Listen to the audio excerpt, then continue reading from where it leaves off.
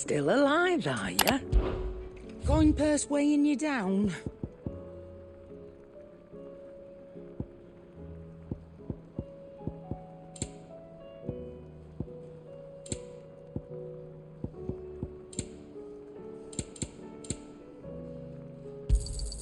You'll not find a better price than that. It'd better all be here.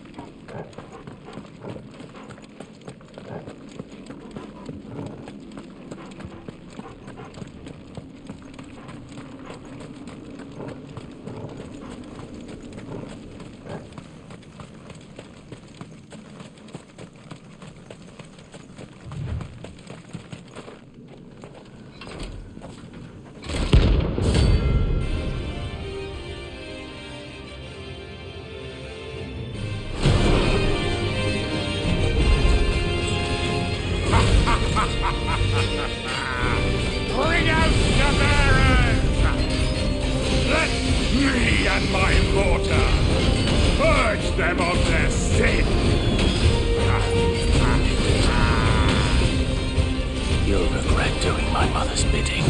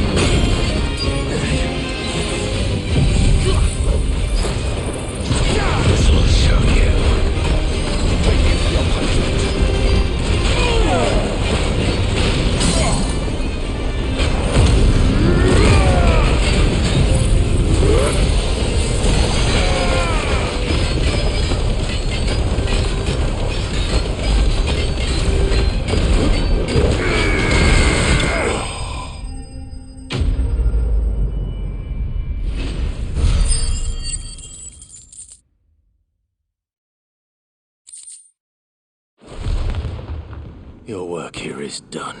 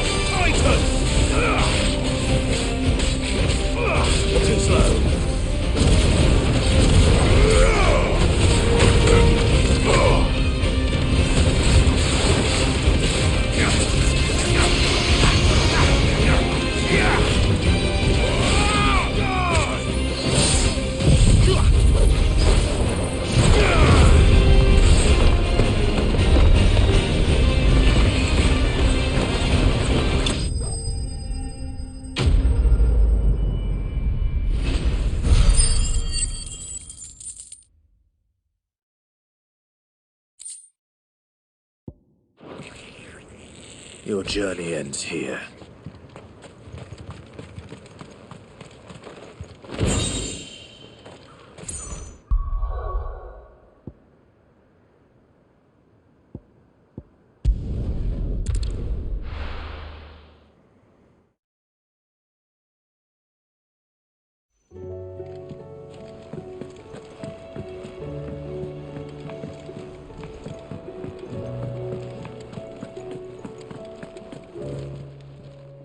Aye, it's a dangerous world out there. It'd better all be here.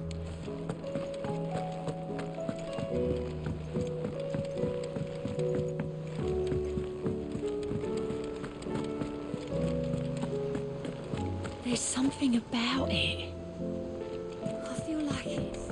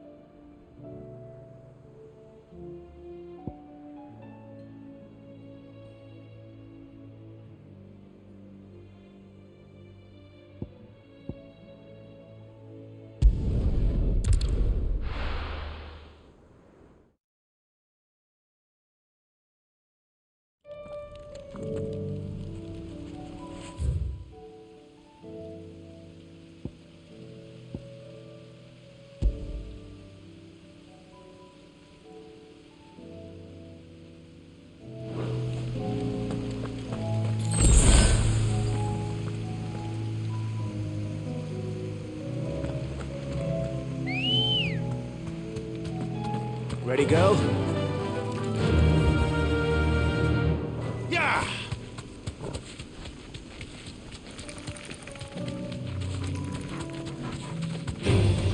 This won't be easy.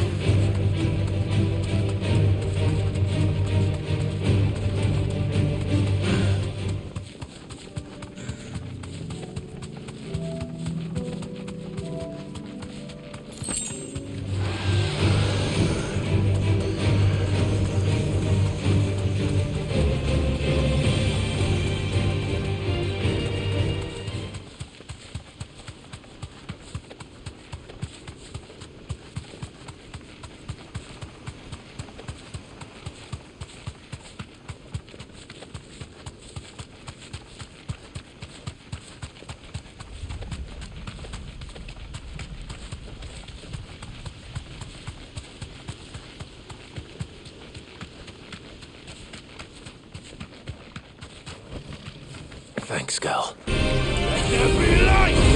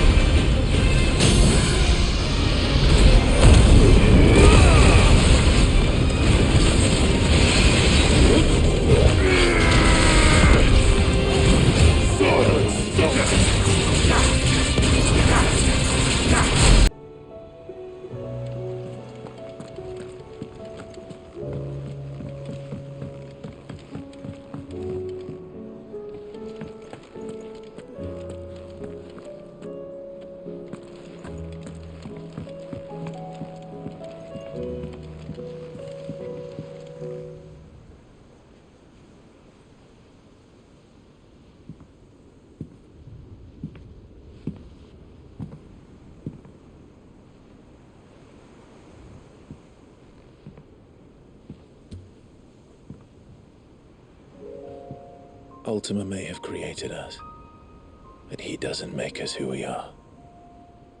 Only we can do that. And if he would have us fight for our survival, so be it. It's what we've been doing all along. Much like Ultima himself, it would seem. His new world being naught but a means to survive. And so, we must contend to decide which of us shall inherit the land. Should Ultima prevail, it will mean death for us all. Of that, we can be certain. But even should he fail, what world awaits us? A withered, godless place, where our newfound freedom will most like prove a chain in itself. Well, that may be.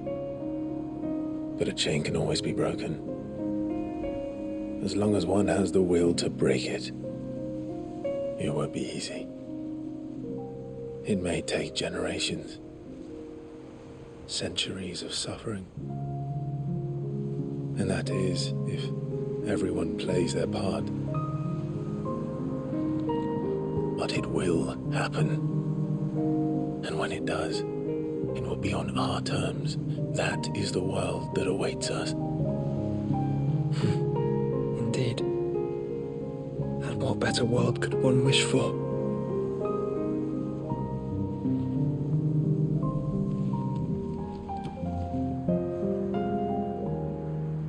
But first, we have to reach that crystal. Then it's a good thing I have wings. You can barely stand, let alone fly. And only the Founder knows what horrors await in those skies. You certain about this? Am I certain? I am the Phoenix. I will do what I must. This is our fight. Remember?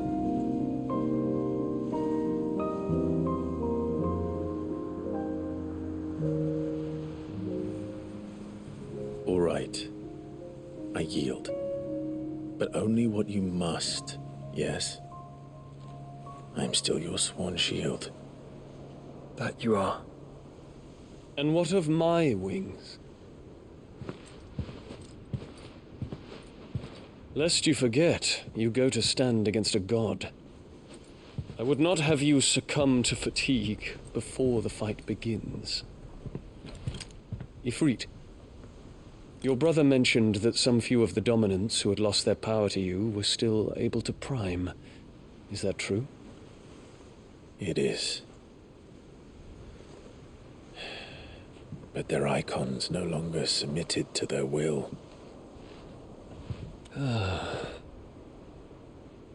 Then mine will have to be stronger. That you both might save your strength for the battle to come. You don't have to do this. If you do, there's a chance you might lose all you have left.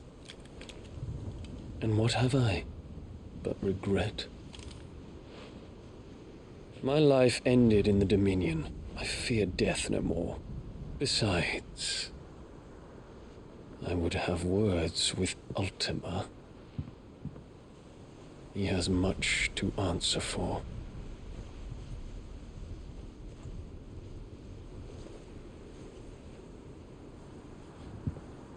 We are in your debt, Dion.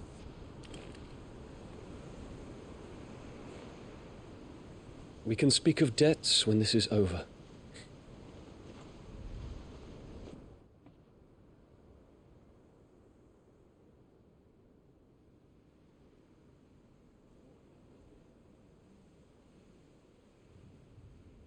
He speaks like a man who knows he's not coming back. And has come to terms with that. That doesn't mean that we have to, does it, Clive? Time to talk to Jill. I only hope she understands. Take as much time as you need, brother. Something tells me Ultima will wait.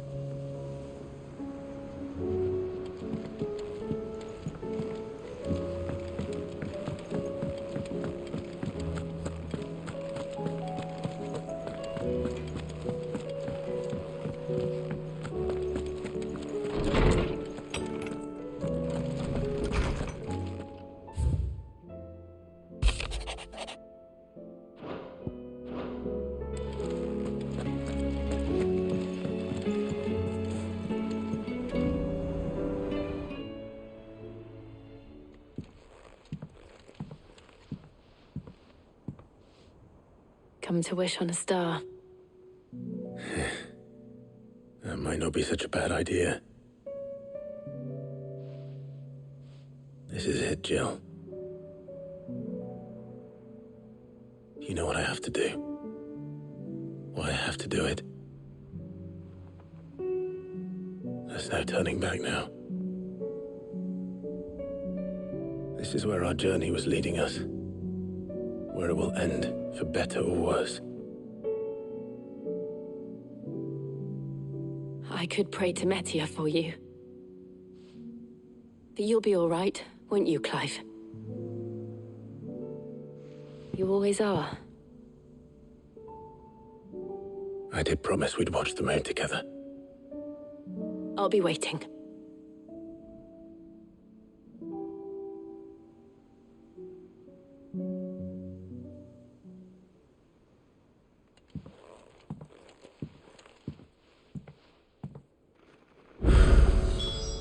It's almost time. Better make sure I haven't forgotten anything.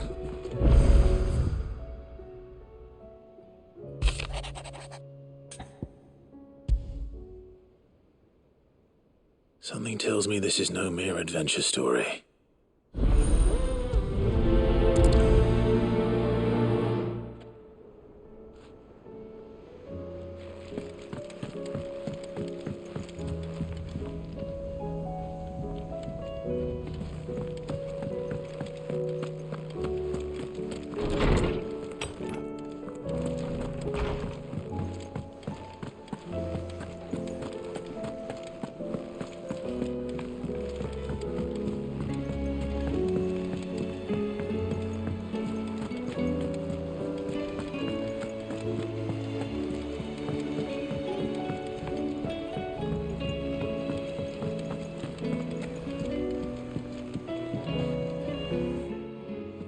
Vivian, I read your note, and I'd be happy to help you find the book you're looking for.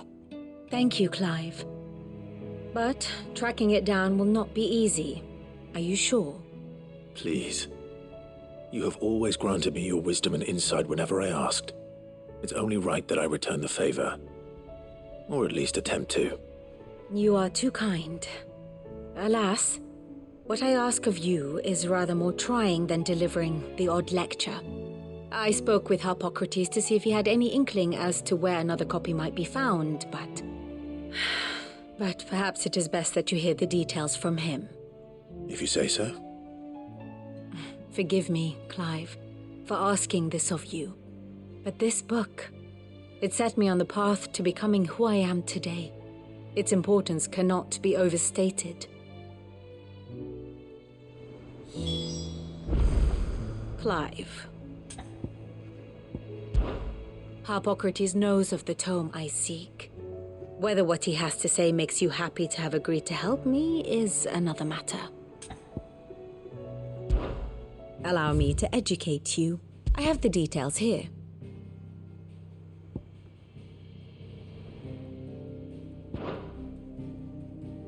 Study it well, Clive. Thus ends today's lesson.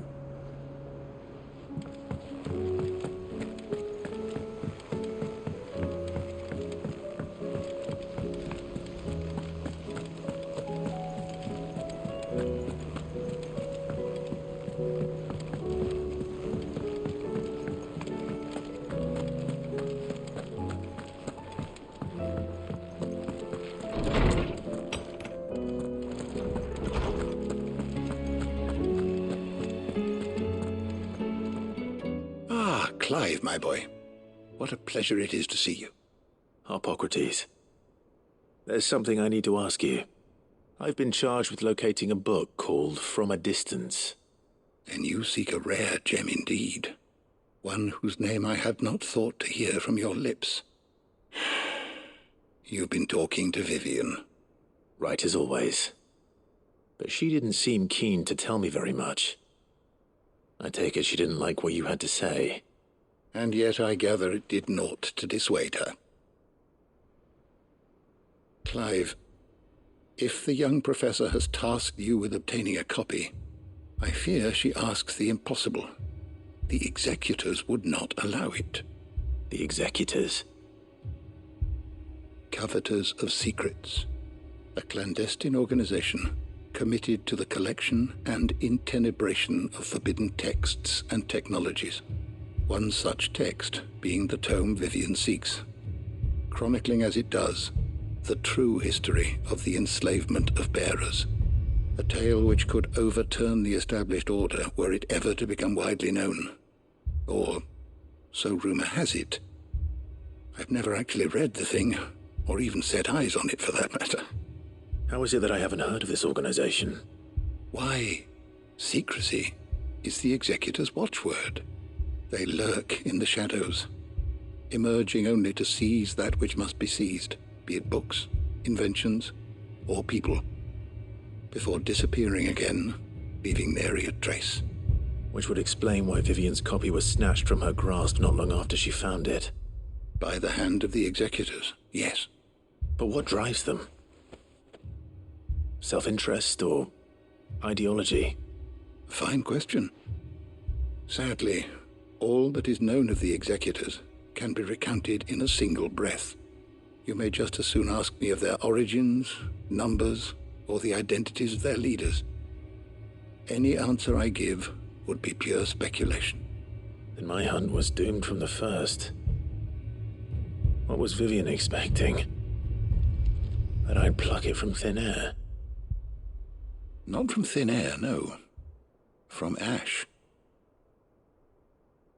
Rumors of the Executors are rife among the scholars of Storm, but rather less so across the strait.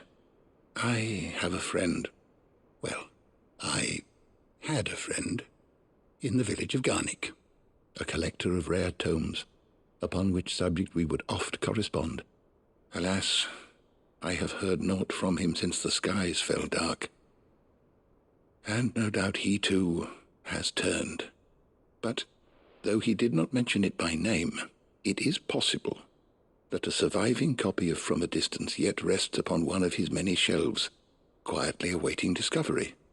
If you were, by some chance, able to save even a single book from the poor man's library, I know his soul would rest easier.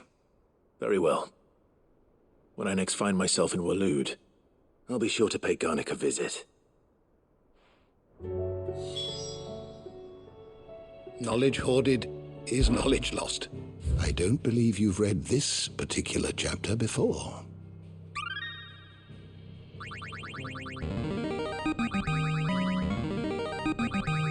Now this, I believe you will find most interesting.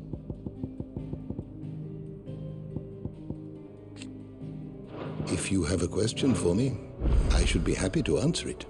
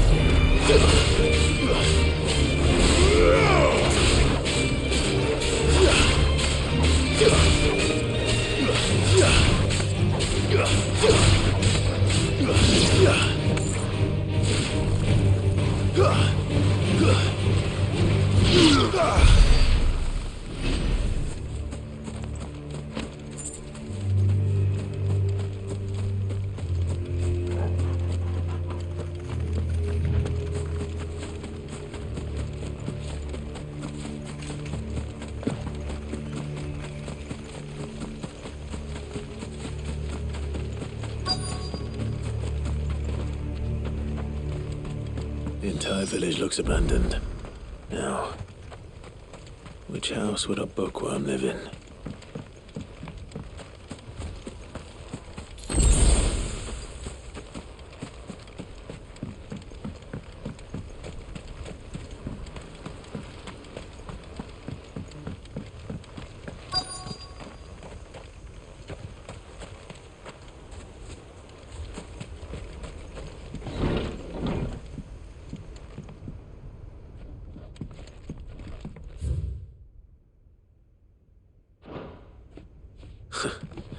His interests were certainly varied.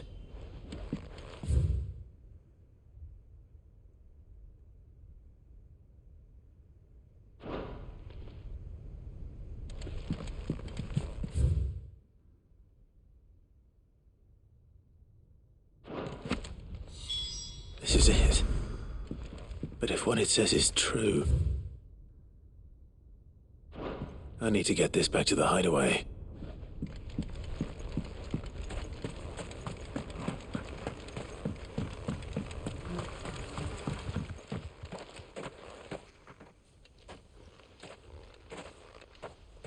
Leaving so soon, stranger? We've been watching you. From a distance, so to speak. Subtle. I know who you are. Then we need not waste time on introductions.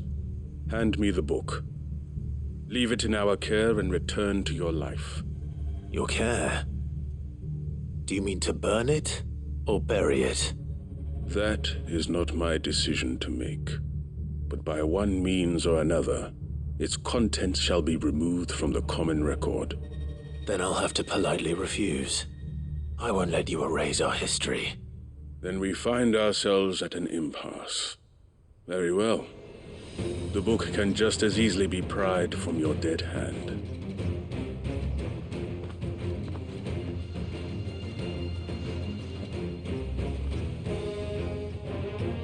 Let's see, shall we?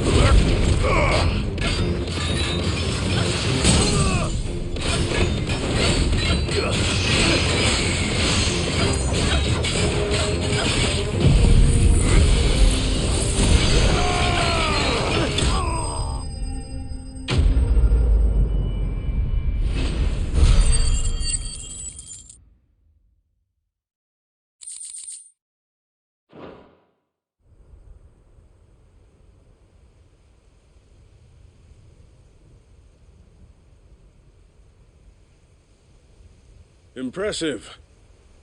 But we have other means. We shall claim the book yet. Why do you want it so badly anyway?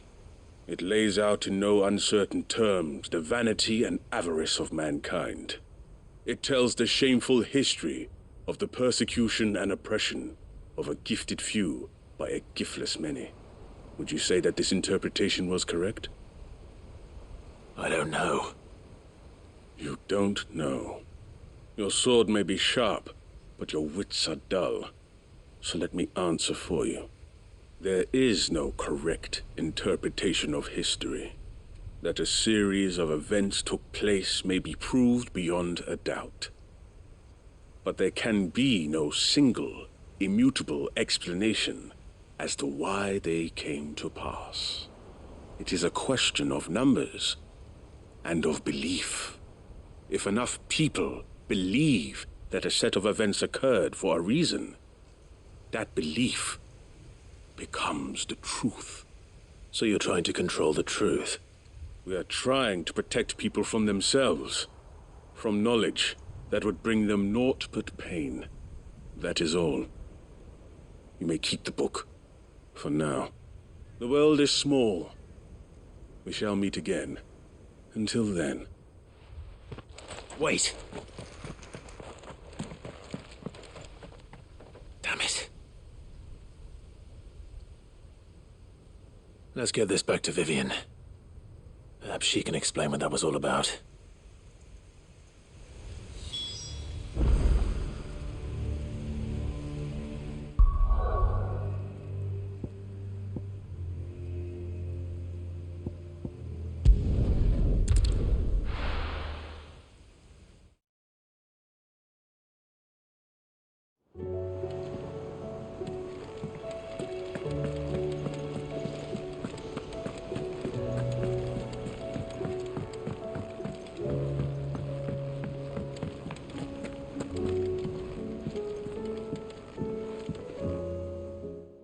Vivian.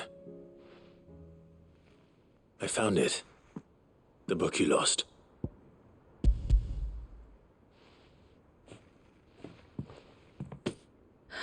You found it. Thank you, Clive. Even though I asked this of you, I was not entirely sure it would be possible. I feared the executors had seized every copy.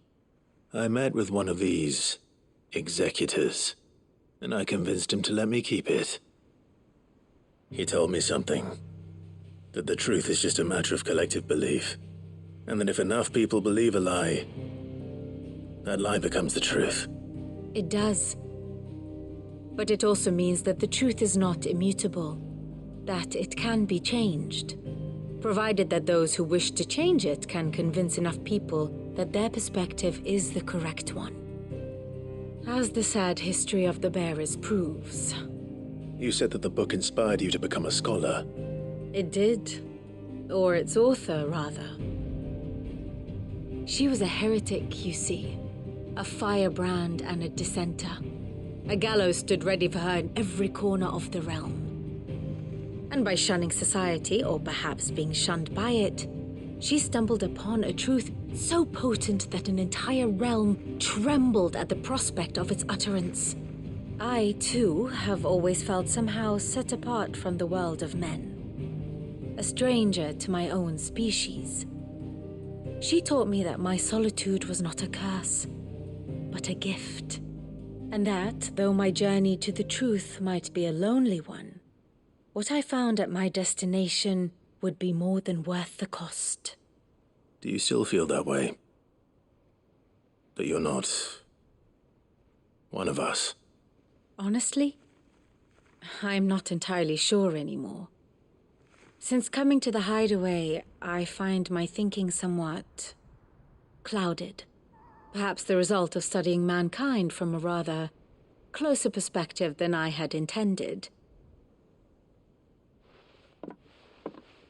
But the more I study, the more I find value in this perspective.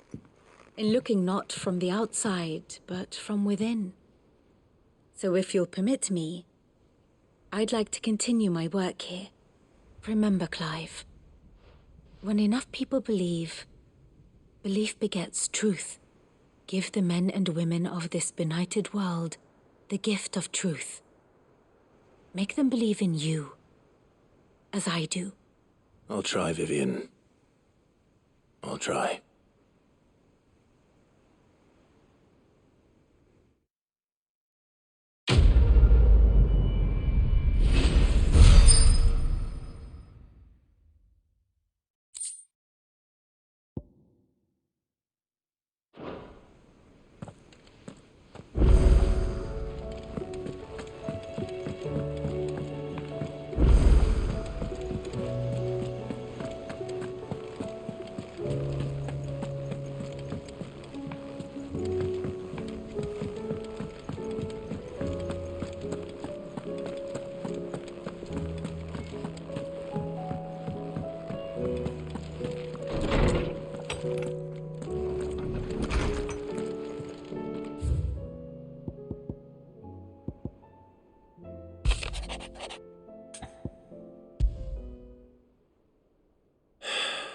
What is it this time, Torgal?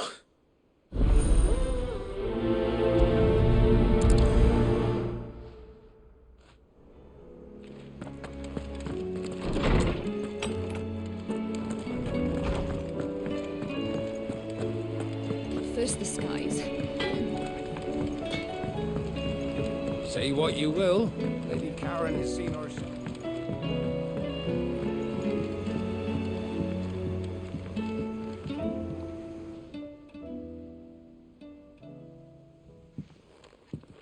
Pining for something, boy. What is it? What do you see out there?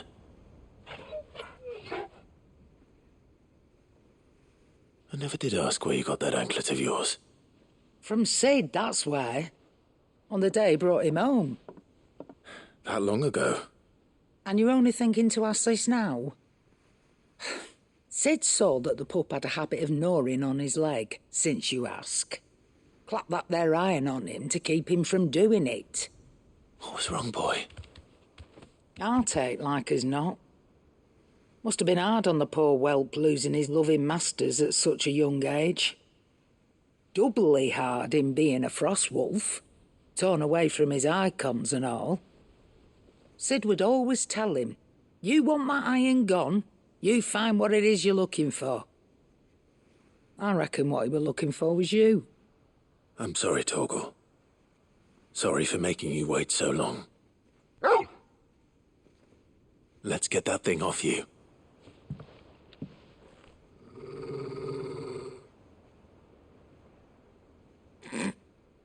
Doesn't sound like he wants it off. Indeed. You miss Sid as much as the rest of us, don't you?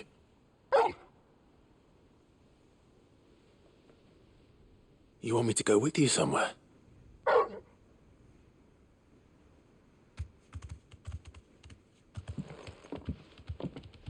Quick, aren't you? Glad you've been paying attention. Not nearly as much as you have, Lady Karen. Aye, good thing and all.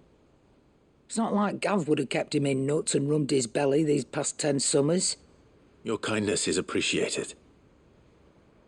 You've been a good friend to him. Only because he doesn't talk back like the rest of you. Go on now.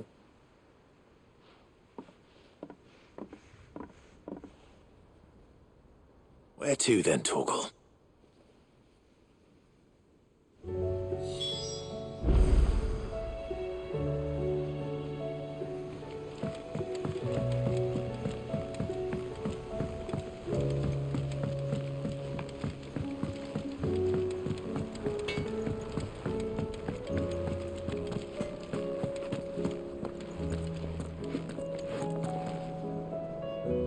All right, Torgal.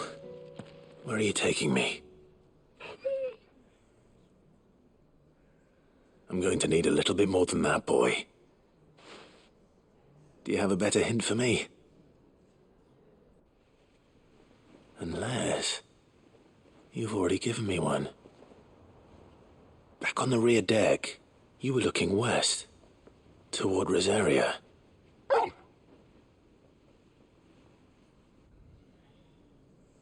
Why don't we try the rookery?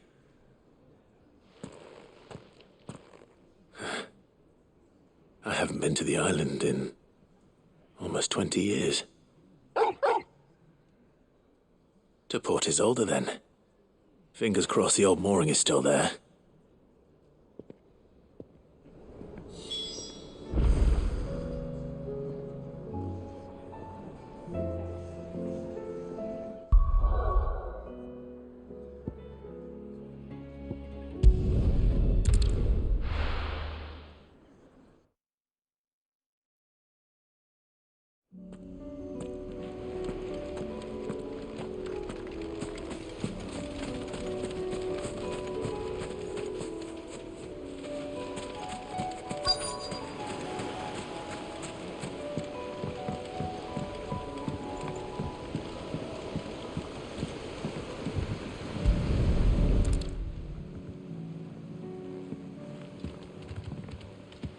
It's still here.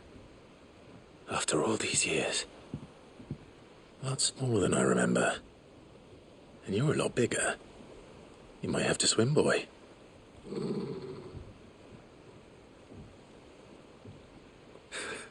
I wasn't being serious.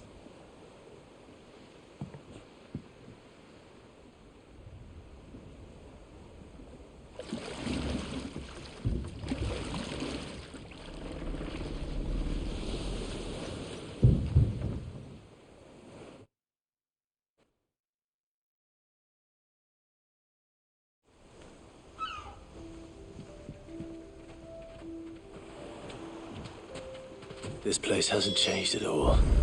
The rookery's right through those trees. Come on. Race you there? I bet I could still beat you.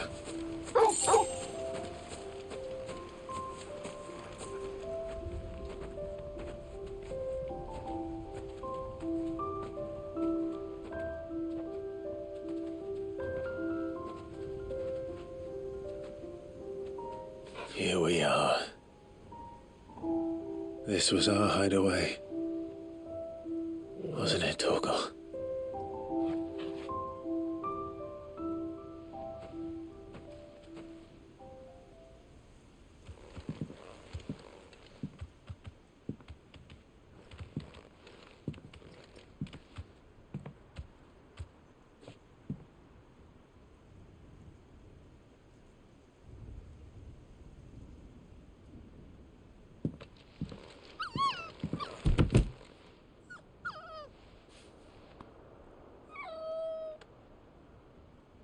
Coming here helped me to forget who I was. Or wasn't. Prince, shield. Son his mother could love. Had I been any one of those things? Perhaps.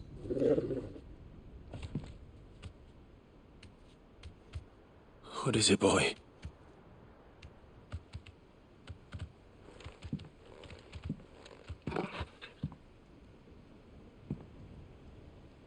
This is all from the castle. And Phoenix Gate. Did you bring these here?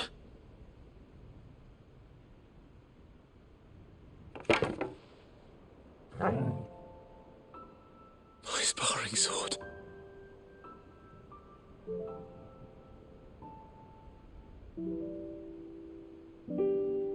Well, well. You never stopped looking for me, did you, boy?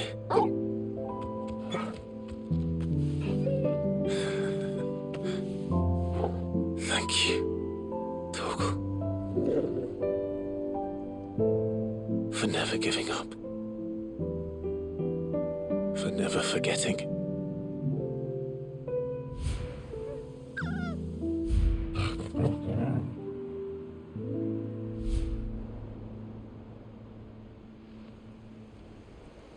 Let's take this with us, shall we? So I don't forget either.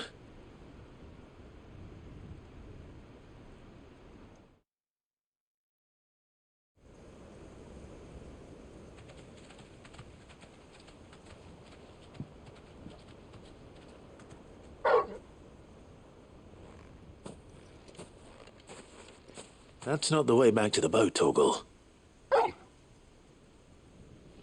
All right. I'm coming.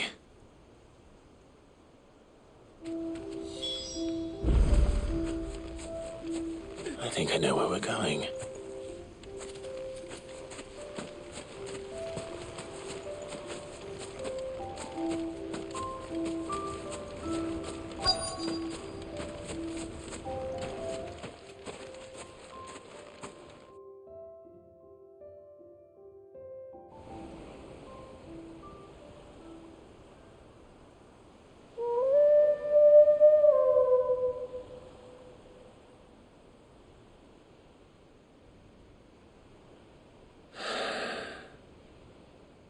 People always talk about the importance of putting the past behind you.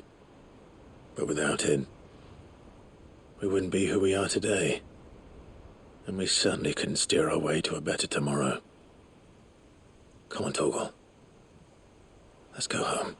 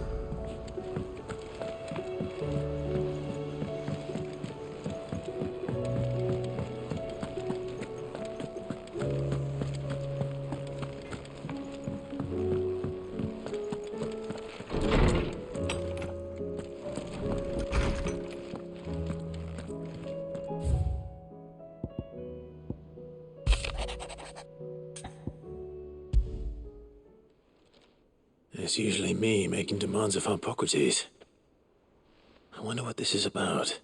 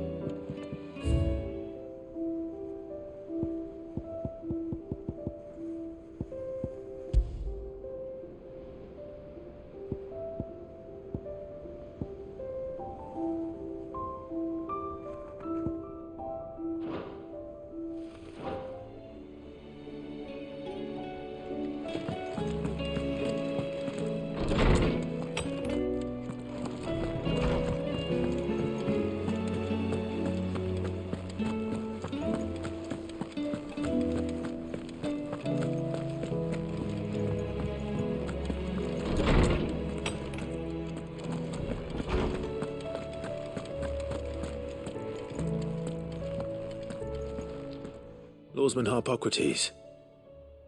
I received your note. Ah, yes. I expect you're wondering what this is all about. You spoke of making amends with Dion, but I can't imagine what for. Then I should begin by telling you that I was once his tutor. This was some years ago, of course, before I joined Sid in his hideaway.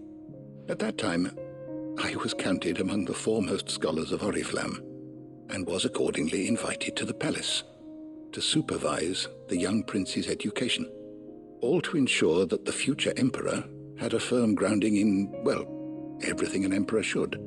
History, religion, commerce, government. Alas, our time together was cut short when Dion left to join the Dragoons, his studies no longer being deemed necessary. I had not expected to meet with him again, least of all here. Have you spoken with him? No, I have yet to find the right moment. His Highness always seems so preoccupied, especially when alone.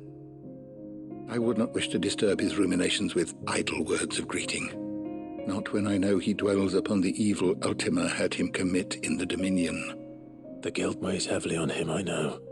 But as you say, that was Ultima's doing. Surely you can't blame yourself.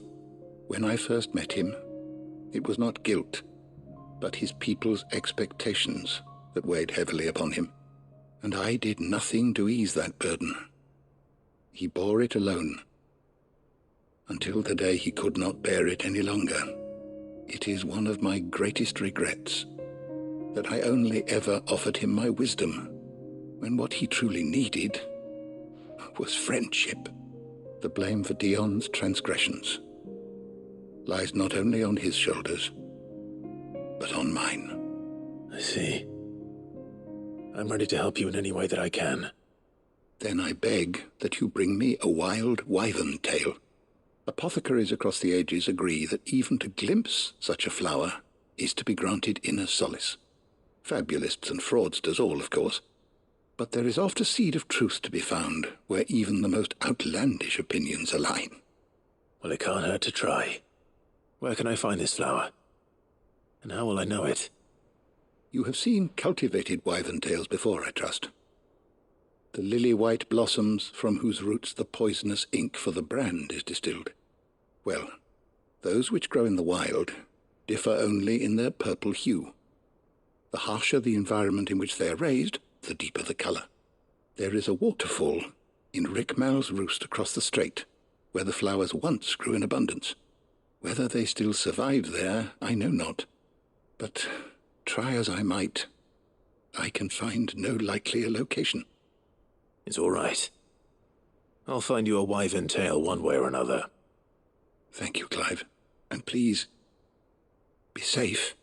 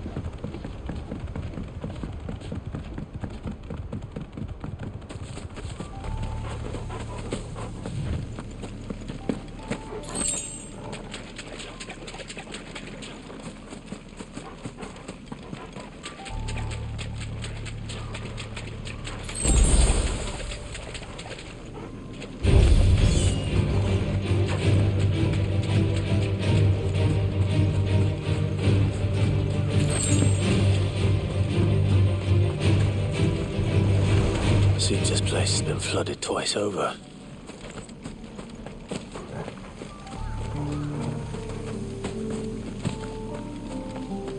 Purple flowers blooming next to a waterfall. Shouldn't be too hard to find.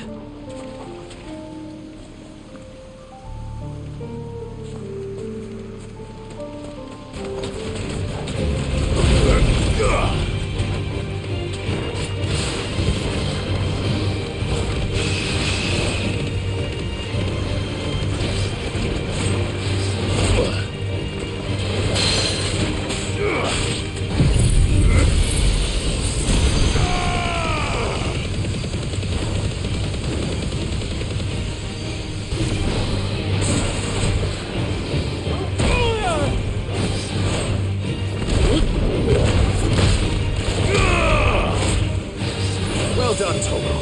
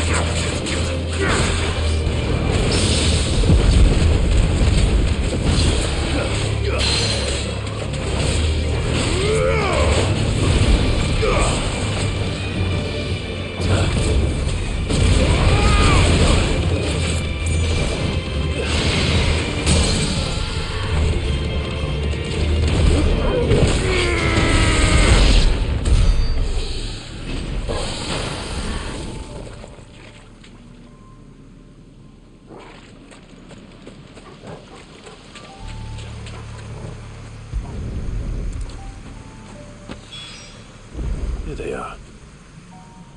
Might as well pick enough for a bunch, I suppose.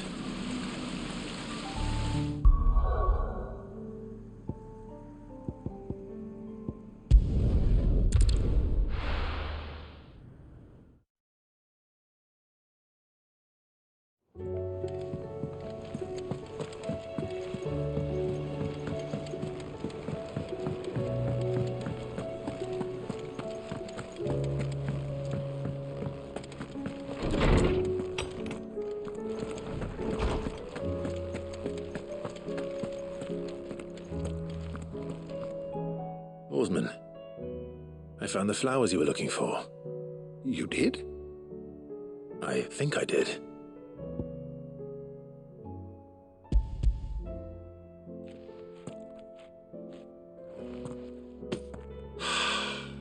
You did indeed.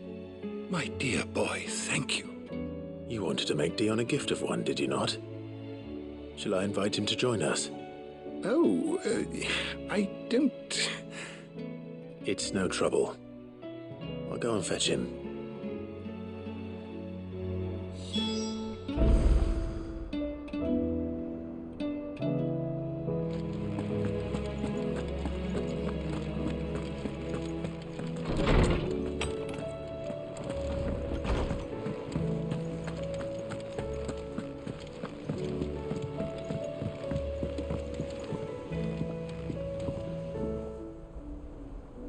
Your Highness, would you do me the honor of accompanying me? No. It is time, then. No, only to the shelves. Our lawsman has something he'd like to give you. Master Harpocrates. No. I dare not show my face before him. Not after everything I have done. I have taken countless innocent lives. And ruined countless more. All because I was weak. I have sworn to atone for my crimes or die in the attempt. But were I to meet with him again,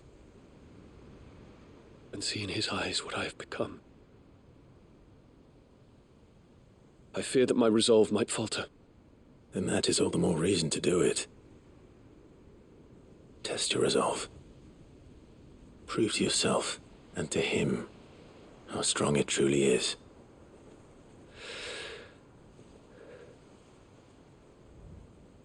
You are right. I must, at the very least, offer him my gratitude. Very well, then. Take me to him. Follow me.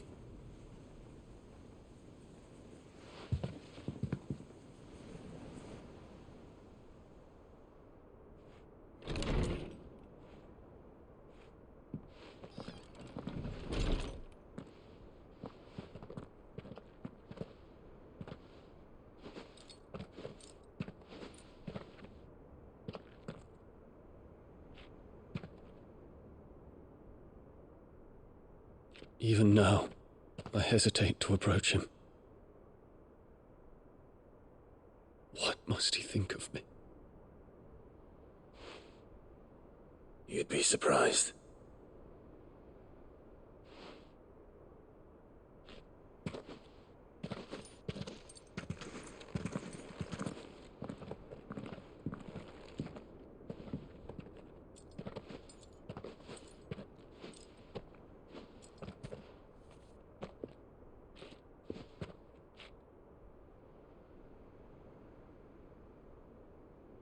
Master Harpocrates, pray, accept my apologies for leaving your tutelage before my studies were complete. Your lessons opened my mind to a world quite unlike the one I had imagined from within the gilded confines of the palace. And I shall be forever grateful for the efforts you made to enlighten me. Lift up your head, Your Highness. The deeds of youth require no apology. That you took the time to visit me says much about the man you have become. Now, there is something I would like to show you.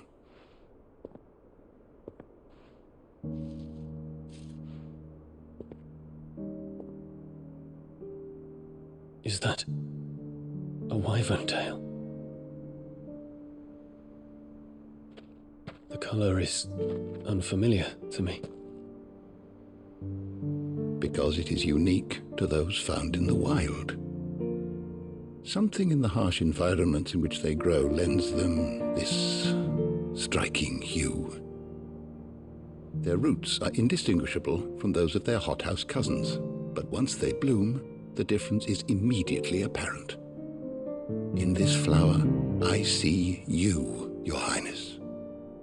Its roots were the roots of a wyvern tail, with all that implies. But they do not define it, just as yours do not define you. I want you to have it, that it might remind you of this truth.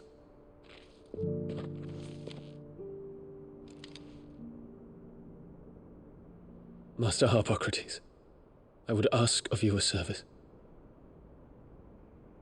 Keep your gift until I have fulfilled my duty to the realm, for only then shall I be deserving of it.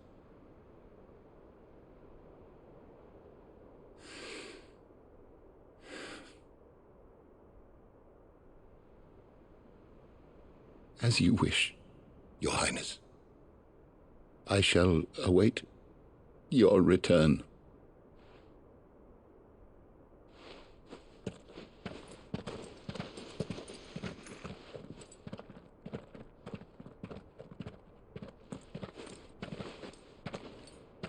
Our roots do not define us. No wonder my stepmother didn't like him.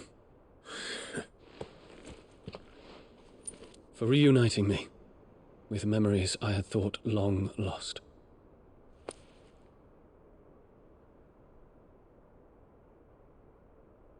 I shall not forget this.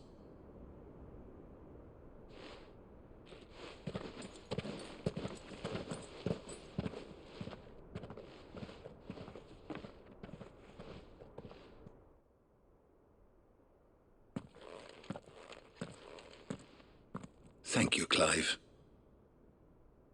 Were it not for you, I fear I might never have found the right moment to speak with him.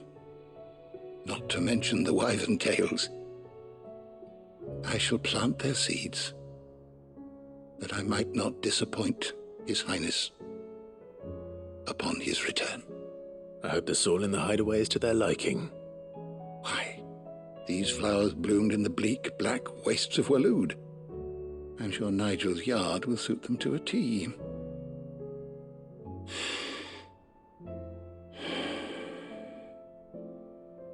When it comes to expressing one's gratitude, I find that words are seldom sufficient. Here. What's this? A stolas quill. Or more precisely, my stolas quill. 'Tis said that an owl's feathers are steeped in the wishes it hears over its long lifetime. All those words just waiting to pour out onto the page. So consider this my wish for you. That one day you may put down your sword and pick up that pen. Well, when that day comes, I'll certainly have a lot to write about. Thank you, Harpocrates. It shall have pride of place in my chamber.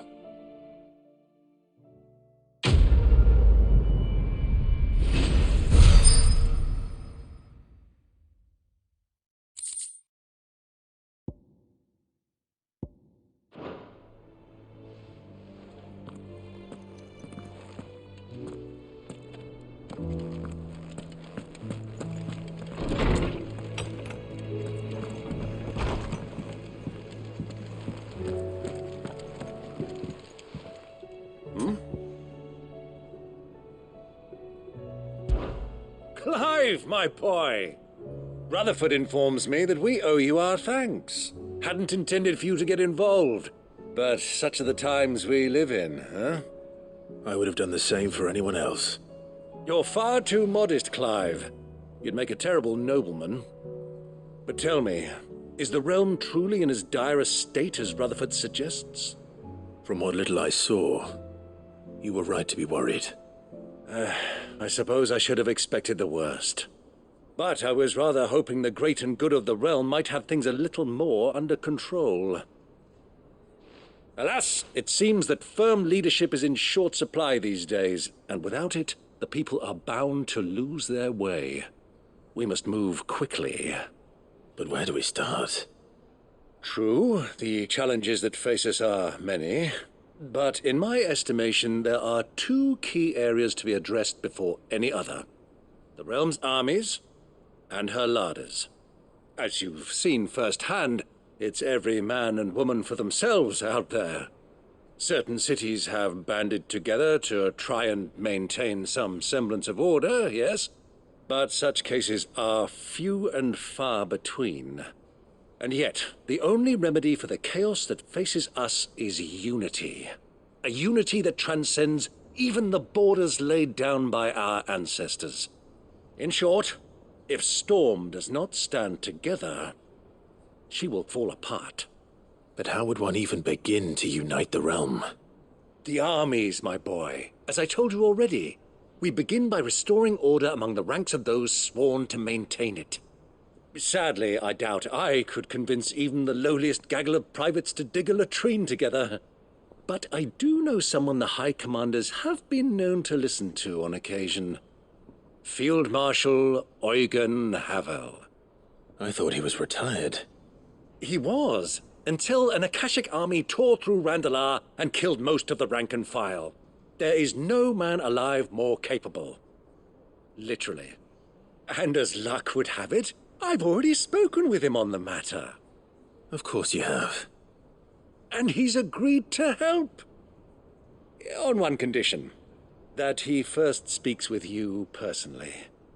Havel has always been a man of frustratingly rigid principle, and he has certain qualms about clasping arms with, well, with an outlaw. I extolled your many virtues as best I could, of course, but the old goat was adamant that he be allowed to appraise you in person. You don't mind, do you, my boy? Of course not. As long as chaos reigns, we will never build a better world. I'll do whatever it takes. And if the Field Marshal wishes to speak with me in person, then so be it. That's the spirit. I'll leave for Randalar at once. Would you send a Stolas? Of course. Rutherford is already in the Dalmekian capital. I'll have him tell Havel to expect you forthwith. Excellent. Thank you, Uncle. No, thank you, Clive.